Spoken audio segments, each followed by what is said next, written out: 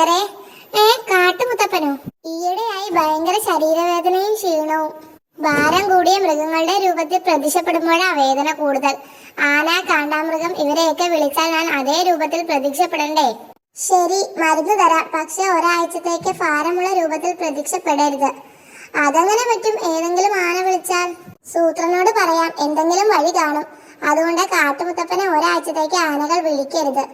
അത് എല്ലാ ആനകളോടും പറയുന്നത് നടപ്പുള്ള കാര്യമല്ല. പല സ്ഥലത്തായി എഴുതി വെക്കാം. അഥവാ ആന വിളിച്ചാലും പ്രത്യക്ഷപ്പെടാതിരുന്നാൽ പോരെ? അയ്യോ, അത് പറ്റില്ല, എന്റെ പണി പോകും. ശരി, എങ്കിൽ എഴുതി വെക്കാം. ഒരാഴ്ചത്തേക്ക് ആനകൾ കാട്ടുമുത്തപ്പനെ വിളിക്കരുത്. കാട്ടുമുത്തപ്പൻ ചികിത്സയിലാണ്. കാട്ടുമുത്തപ്പനെ ചികിത്സയിലാണെങ്കിൽ ആരും വിളിക്കാൻ പാടില്ലല്ലോ.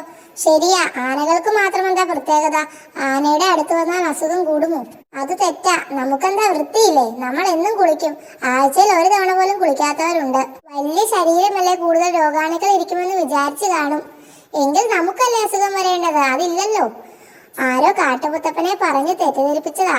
അത് സൂത്രൻ, അവനാ ഇതൊക്കെ എഴുതിയത്. ഞങ്ങളുടെ ശരീരത്തിൽ മൊത്തം രോഗാണുവാണെന്ന് താൻ പറഞ്ഞു അല്ലേ? അടിയട അവന്.